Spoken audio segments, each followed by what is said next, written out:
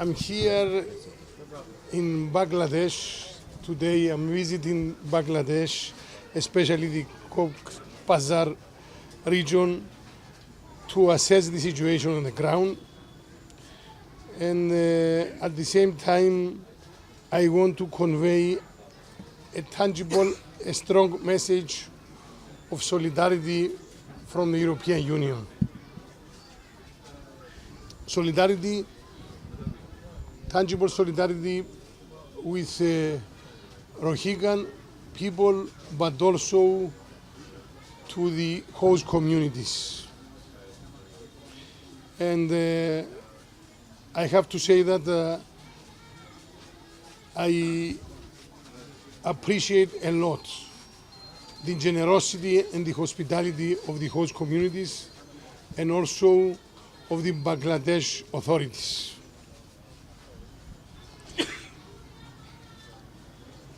It was a painful experience to visit this refugee camp. I'm shocked by the magnitude of what I saw here today. I'm shocked by the scale of the needs, incredible scale. I'm shocked by the scale of the number of people.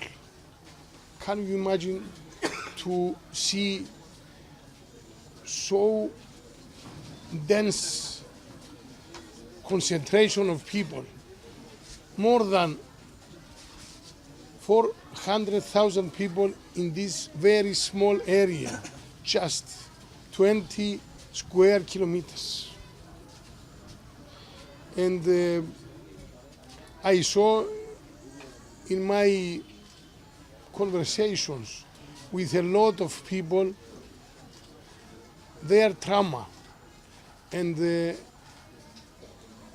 their encouragement to continue even in these very difficult conditions.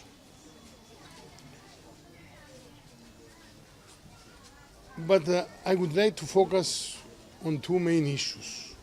First of all, children and of course unaccompanied minors. I realized that in just 2 weeks we had an unbelievable increase of the unaccompanied minors. 2 weeks ago we had more or less 16,000 unaccompanied minors, and today, as they inform our humanitarian workers here on the ground, this amount already reached more than 40,000 unaccompanied minors. It's a huge challenge for all of us. First of all, to find ways to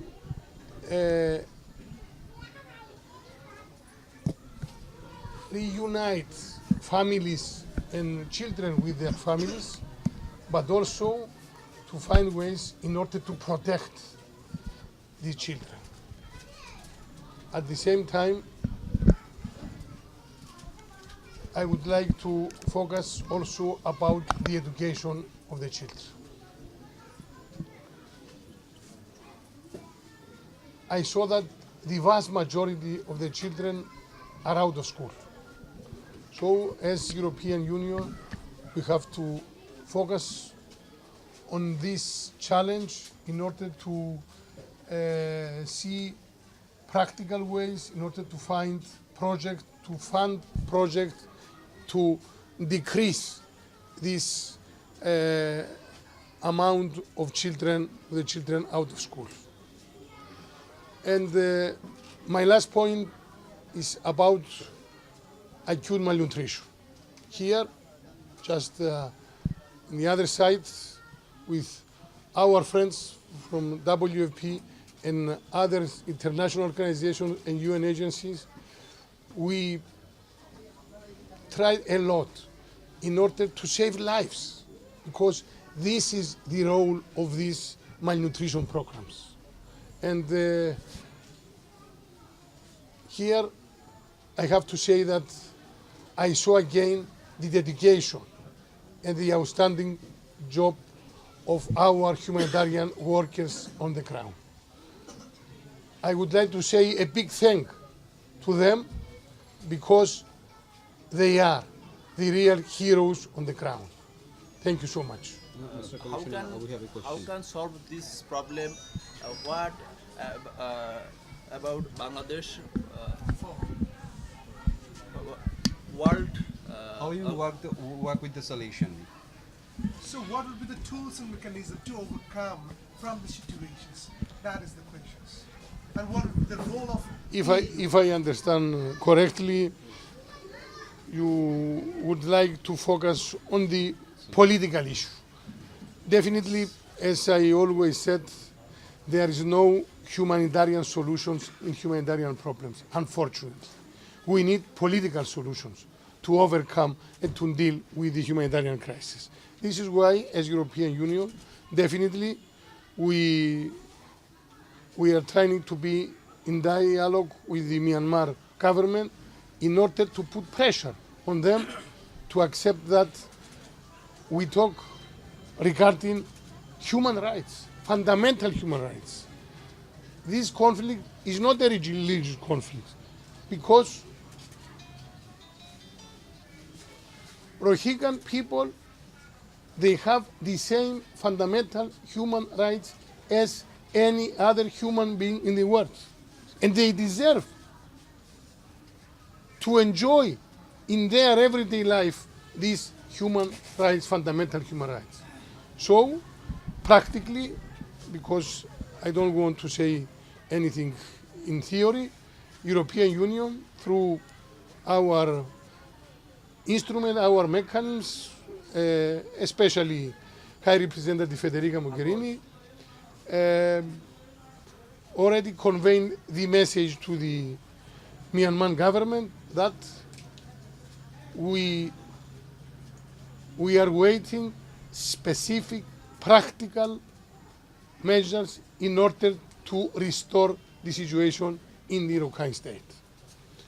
And at the same time, as you know, we support definitely all initiatives by Annan Committee, in particular to see as soon as possible repatriation process for all Rohingya people.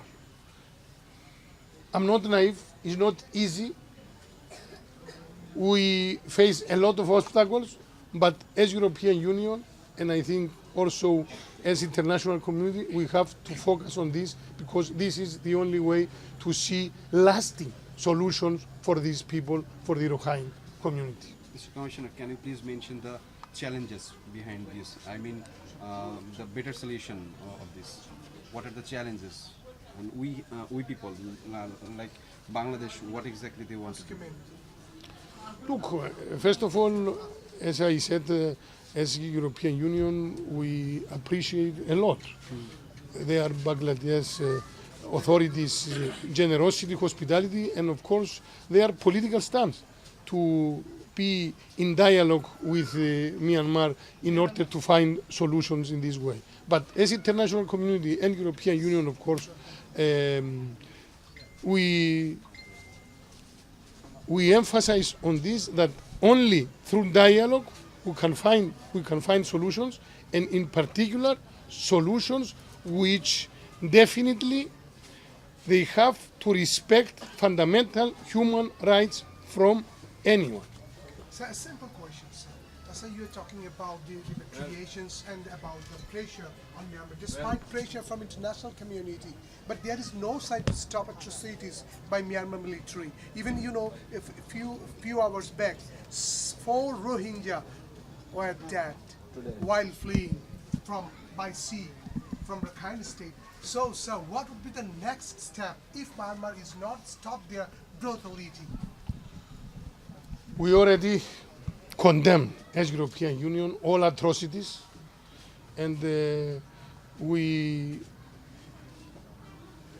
personally, I completely agree with Secretary General Antonio Guterres that maybe the best description, the best word in order to describe this situation is more or less ethnic cleansing. So, in politics, we have to be patient in order to see practical results on the ground.